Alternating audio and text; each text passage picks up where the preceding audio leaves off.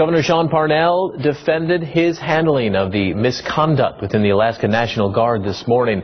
The governor spoke out, saying allegations that he took years to act on the issue are false and misleading. Parnell says every time he heard a complaint dating back to 2010, he'd look into how that complaint had been handled. He says he was misled by Guard leadership and didn't realize how deep the problem really went.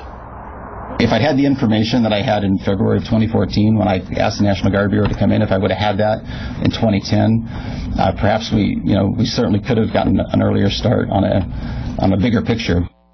Parnell says it was specific allegations about misconduct of former Adjutant General Thomas Kekis that led him to call for an investigation. He says before that, the complaints didn't have specific evidence of any wrongdoing. But those within the National Guard say they've been giving him specifics like times, dates, and names for years. And tonight, they're insulted. I came to work on Monday and was, the first thing that was said to me was, you should probably go home. You are very hard to look at. This Alaska National Guard soldier says she was sexually assaulted by a retired fellow soldier.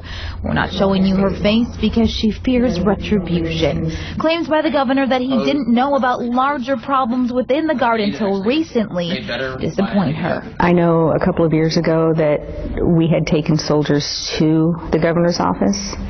And, with this exact problem, saying we need to address this. He was warned. Victims were brought to him. Lieutenant Colonel Ken Blaylock says he did everything he could to make sure the governor knew facts about the rape, assault, and cover-up that were happening within the ranks. In the summer of 2010, I took victims to the governor's office. And while he never personally met with Sean Parnell, the lieutenant colonel says his office knew names, dates, and times of sexual assault cases 4 years ago. Plenty of specific information to act on. The governor's office knew about it. I wrote a letter to the governor. Whether he received the letter because it went to his staff and they didn't give it to him or not, I don't know. But the governor's office knew about it. Fellow Republican Senator Fred Dyson heard from several people within the Guard frustrated the governor wasn't doing enough. He was so concerned, he called his friend 3 times and told him to do more. I called the governor up again, and he said, "What do you think I should do?" And I said, "Well, the National Guard has an investigation unit and the people I'm talking to recommend that you call them for an investigation." The governor talked to is Lieutenant Colonel Jane Wawrczyk. She was the catalyst for the governor's investigation back in February that led to the scathing report of fraud and assault at the highest levels in the Guard. Meanwhile, the Guard says they are working to help rebuild trust and confidence in leadership.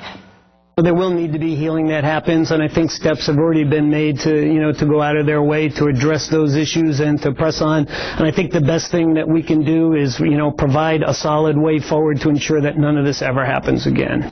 Mott says he and his team will continue to work with the Alaska National Guard until they feel the issues have been addressed and members are once again confident in their leadership. He says it will likely take a long